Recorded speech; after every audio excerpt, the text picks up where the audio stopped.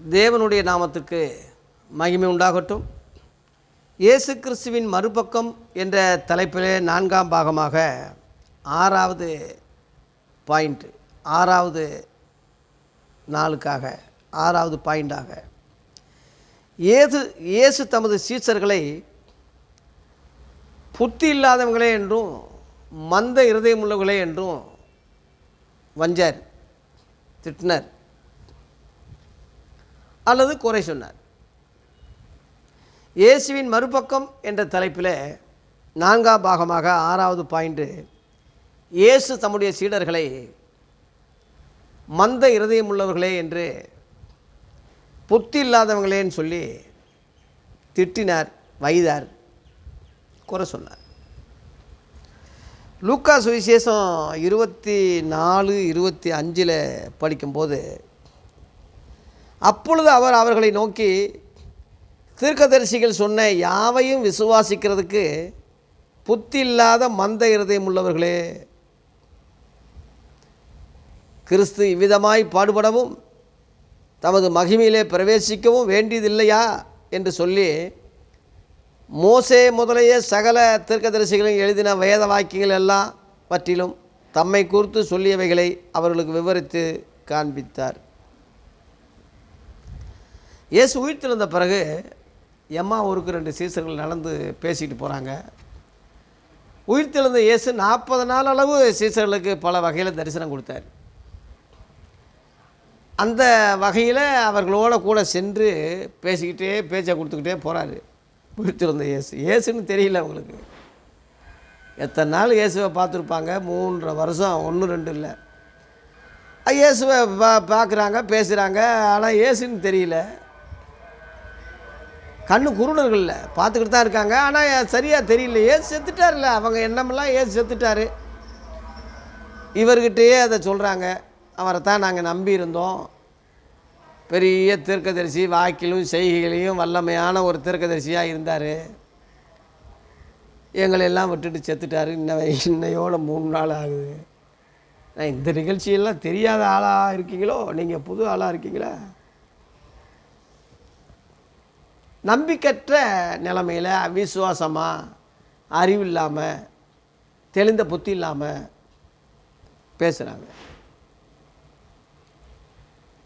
பாக்கிவான்கள் பாக்கிவான்கள் பாக்கிவான்கள்ன்று மத்திய 5 அதிகாரத்தில் சீசர்களை சொன்ன இயேசு அது முத பக்கம். மறுபக்கத்தில் அந்த சீசர்களை என்ன சொல்கிறாருன்னா, புத்தி இல்லாதவங்களே, மந்த இருதயம் உள்ளவங்களே. ஏண்டா மோசே எழுதின காரியங்கள்லாம் நிறைவேறது, அந்த கிறிஸ்துவை பற்றி எழுதினதெல்லாம் கிறிஸ்துவுக்கு நிறைவேற வேணாமா? ஏன்னா அவங்க யூதர்கள், பழைய ஏற்பாட்டுக்காரங்க, இஸ்ரேலர்கள் அவங்க. அப்போ அதுக்காக அவங்க வேதத்தை சுட்டி காட்ட வேண்டியதாக இருக்குது, சொல்ல வேண்டியது இருக்குது. அப்போ தானே அவங்களுக்கு விளங்கும், அப்போ தானே புரியும். அதனால் இதெல்லாம் நிறைவேற வேண்டியது இல்லையா? புத்தி இல்லாத முட்டாத்தனமான பையங்களே, அந்த முட்டாத்தனம் சொல்கிறது புத்தி இல்லாத முட்டா பையங்களே. மந்த இருதயம்னா தெளிந்த புத்தி இல்லாதவங்கன்னு அர்த்தம்.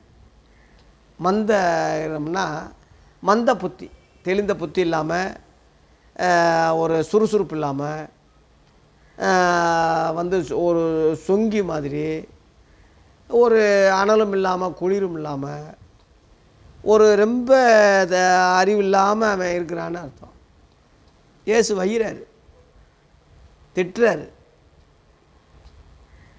குறை சொல்கிறாரு. இந்த மாதிரி எழுதியிருக்கிறதெல்லாம் நீ ஏன்னா படிப்பறிவு இல்லாதவங்க பேதைகளாக இருந்தாங்க. ஆனால் 3.5 வருஷம் ட்ரைனிங் கொடுத்தாரு, நல்லா பயிற்சி கொடுத்தாரு. அதுக்கு பிறகு அறிவில்லை, மந்தமாக தான் இருக்காங்க, அறிவு இல்லாமல் புத்தி இல்லாமல் தான் இருக்காங்க.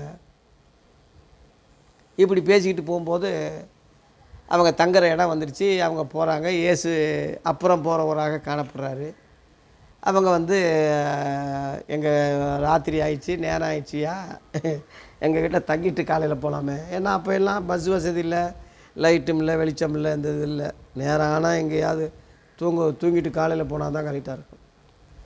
இயேசு ரொம்ப வற்புறுத்துகிறாங்க. அவங்க வற்புறுத்த போய் அங்கே போகிறாரு அவங்கக்கிட்ட. அவங்க சாப்பிடும்போது அந்த அப்பத்தை கொண்டு போய் அப்பத்தை அவர் பிட்டுறாரு. அந்த 3 வருஷமாக அவங்க நல்லா அப்பத்தை பிட்டு கொடுக்குற ஸ்டைலெல்லாம் பார்த்துருப்பாங்க. இயேசு அப்பத்தை பிட்டு கொடுக்கும்போது டக்குன்னு தெரியுது, இவர் இயேசு இல்லை, நம்ம ஆண்டவர் இல்லை. அப்படியே மறைஞ்சு போய் விலகிட்டார். அப்படியே அவங்க ராத்திரியா சீசர் பக்கம் ஓடுறாங்க. ஐயோ, இயேசுவை வந்துட்டார், விலகிட்டார், மறைஞ்சிட்டார்னு சொல்லி அங்கே போய் அவங்கக்கிட்ட போய் சொல்கிறாங்க, இந்த இயேசுவை பார்த்தோம், உயிர் தெழுந்துட்டார். அப்போ தான் அவங்களுக்கு அந்த புத்தி வந்துச்சு, அப்போ தான் அவனுக்கு அந்த அறிவு வந்துச்சு. அதுக்கு முன்னாடி அந்த தெளிந்த புத்தி இல்லாமல் மந்த இருதயமாக புத்தி இல்லாத நிலைமையில் தான் இருந்தார். அதை வஞ்சார், அவர் குறை சொன்னார்.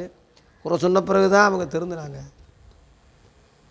இதை வச்சு தான் ஒரு பாட்டு, கீர்த்தனையில் ஒரு பாட்டு எழுதுனாங்க. வாரும் ஐயா போதகரே, வந்தியிடம் எம்மிடம் தங்கிரும், ஒளிமெங்கி இருளாச்சே உத்தமரே வாரும் ஐயா. அருமையான கீர்த்தனை பாட்டு மாதிரி இன்றைக்கி பாடல்கள் எவ்வளவோ நாதாரிய சினிமா பாணியில் போட்டு டான்ஸ் ஆடி குத்து நடனம் ஆடிக்கிட்டு இருக்கான். கீர்த்தனை பாடல்களுக்கு, பாமாலை பாடல்களுக்கு ஈடே இல்லை, இணையே இல்லை. அதுக்கு அடுத்து எடுத்துக்கிட்டால் சாரவள ரோஜம்மா, வயலட் ஆரவணம்மா, வேதநாயகி சாஸ்திரியார், இப்படி சொல்லலாம். மற்றபடி இன்றைக்கி உள்ள நாதாரிய பாட்டு நல்லா இருக்குன்னு சொல்ல முடியாது. இப்போ பெர்க்மான் சையா எடுத்துக்கிட்டால் 1லிருந்து 20 வரைக்கும் உள்ள ஆதியில் ஆரம்பத்தில் போட்ட வால்யூம் ரொம்ப அருமையாக இருக்கும். பட்டி தொட்டி ஏழை எளிய மக்கள் முழுவதும் கவர்ந்து இழுக்கிற அளவில் எளிய முறையில் மக்களுக்கு சென்று அடைஞ்சிச்சு. அது அதுக்கு பிறகு அவர் அதோட ஸ்டாப் பண்ணி பிரசங்கத்தை தொடங்காமல் திரும்பவும் பாடினதே பாடிக்கிட்டு திரும்பவும் வச்சுக்கிட்டு வந்து திரும்பவும் குத்து நடனம் டிக்கா டான்ஸ் ஆடுற மாதிரி ஆடி, இதை வச்சு இன்னொருத்தன் அவன் தான் எனக்கு குரு, அவர் தான் எனக்கு தகப்பேன், அவர் ஆடுறது தான் நான் ஆடுறேன்னு இவன் ஆடுறது குறை சொன்னால் அவர் மேலே பழிய போடுறாரு. அதனால் இவைகள்லாம் தவிர்க்கணும். நல்ல பாடல்கள், நல்ல கருத்துக்கள், பக்தி விருத்தி ஆதி காலத்தில் உண்டாக்குன மாதிரி இப்போவும் அறுதலாக 1-2 நல்ல பாடல்கள் அறுதலாக இருக்குது. ஆண்டவர் என்னை கொண்டு ஒரு 50-55 பாட்டு ஆரம்ப நாட்களில் நான் எழுதியிருக்கேன். வெளியிட முடியல, ஏன்னா பணம் இல்லை. எரியிற வகையில் கல் இருக்காதுன்னு சொன்ன மாதிரி கீர்த்தனை பாடல் மாதிரி நல்ல பாடல்களை வச்சுருக்கேன். ஆண்டவர் எனக்கு ராகம் கொடுத்துருக்காரு, பாட்டு ராகம் எல்லாம் அமைச்சிட்டேன். அது இசை அமைத்து வெளியிட முடியல, ஏன்னா வசதி இல்லை, பணம் இல்லை. ஒரு பாட்டு போடுறதுக்கே 10,000 வேணும்னு சொல்கிறான், 5,000 சொல்கிறான். என்ன செய்ய? புஸ்தகங்கள் நிறையா வெளியிட்டிருக்கேன், அந்த மாதிரி இன்ட்ரெஸ்ட்டு பாடல்கள் இல்லை. இப்போ கடைசி காலத்தில் இப்போ அந்த பாடல்கள்லாம் பக்தி விருத்தி உருவாக்குமே, வெளியிட்டால் நல்லா இருக்குமே நினைக்கிறேன். பணம் இல்லை. ஆண்டவர் அதுக்கு ஒரு நேரம் கொடுத்தாருன்னா அதை இசை அமைத்து வெளியிட ஆவலாக இருக்கேன். ஏற்கனவே இசை அமைக்காமையே வெளியிட்டுட்டேன். ஏறக்குறைய ஒரு 30-40 பாட்டு சும்மா ஒரு சிஞ்சாங்க மாதிரி அடித்து சும்மா சாதாரணமாக பாட்டு பாடி, ஏன்னா அந்த ராகத்தை மறந்துடக்கூடாது, நான் நெட்டில் இருக்கட்டும், அது யூடியூப்பில் இருக்கட்டும்லான்னு சொல்லி போட்டு விட்டேன். திரும்ப அதே பாட்டு இசை அமைச்சு ராகம் அமைச்சு போட்டால் நல்லாயிருக்கும். அதனால் எம்மா ஊருக்கு போகிற அந்த வழியில் உள்ள நிகழ்வு தான் வாரும் ஐயா போதகரே, வந்து நம்ம தங்கிரும். அந்த பாட்டெல்லாம் ரொம்ப நான் சிஎஸ்ஐ போதகராக இருக்கும்போது சின்ன பிள்ளையிலேருந்து அதை கேட்டிருக்கேன். ரொம்ப நல்லாயிருக்கும். கீர்த்தனை பாமாலை ரொம்ப அருமையாக இருக்கும். இதை ஏன் சொல்கிறேன்னா, சீடர்களை பாக்கிவான்கள்னு சொல்ல ஒரு பக்கத்தில் சொன்ன இயேசு மறுபக்கத்தில் வஞ்சாரு, திட்டினார், புத்தி இல்லாத மந்த இருதயம் இல்லைன்னு சொல்லி வஞ்சார். அதனால் இயேசு கிறிஸ்து யாரையும் குறை சொல்ல மாட்டாருன்னா குறையும் சொல்லுவார், வைவார், திட்டுவார். அவருக்கு இல்லாத உரிமையா? தகப்பன் செச்சியாத புத்தின்னு உண்டா? அதனால் இயேசு பேதுருவை கடிந்து கொண்டாருன்றிருக்கு, சீசர்களை கண்டிச்சாருன்றிருக்கு, காட்டி கொடுக்குறவனை ஐயோ ஒன்று சபிச்சாருன்றிருக்கு. இந்த மறுபக்கமெல்லாம் பொதுவாக இயேசுவை பற்றி தெரியும். சாட்டை எடுத்து பின்னி தேவாலயத்தை கல்லர் கோயாக்கினவங்கள அடிக்காத குறைக்கு விரட்டி விட்டார். எல்லாம் அந்த காசுகளை அடித்து ஆசனங்களை பெஞ்சுகளை தள்ளி விட்டு ஒரு ரவுடிசம் மாதிரி தானே அதை பார்க்குறவங்களுக்கு தெரிஞ்சிருக்கும். அதனால் ஏதோ ஒரு சங்கி சொங்கி மாதிரி ஒரு கம்பை கொடுத்து ஒரு கிழவை மாதிரி இயேசுவை சித்தரிக்கிறாங்க. அவர் வாலிபர், 33 வயசு, அவர் சிலுவையில் உயிர் விடும்போது நல்ல வாலிபர். அப்படிப்பட்ட ஒரு கெப்பாசிட்டி உள்ளவர் தான் இயேசு.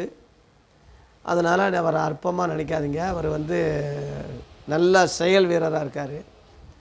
அதனால் பாக்கியவான்கள் பாக்கியவான்கள் பாக்கியவான்கள் சொன்ன ஒரு பக்கத்தை மட்டும் நீங்கள் பேசாமல் இயேசுவின் மறுபக்கத்தை புத்தி இல்லாதவங்களேன்னு சொன்னார், மந்த இருதயம் உள்ளவங்களே சொன்னார், ஐயோன்னு சொன்னார், சபிச்சார், குறை சொன்னார், குற்றம் சொன்னார். இதெல்லாம் மறுபக்கமாக நினச்சி அதையும் சொல்லி பழகுங்க. இந்த ரெண்டையும் சேர்த்தா தான் இயேசு முழு இயேசுவாக இருப்பார். ஒரு பக்கமே சொன்னால் அது வேறு இயேசுவாக போயிடும். முழு இயேசுவை சொல்லி முழு சுவிசேஷத்தை சொல்லி ஒழுங்காக ஊழியம் செய்யுங்க. இந்த புது வருஷத்தில் இருந்தால் திருந்துங்க என்று தான் அன்போடு வேண்டிக் கொள்கிறேன். கர்த்தர் நம்மை நல்ல வழியில் நடத்துவாராக. நன்றி.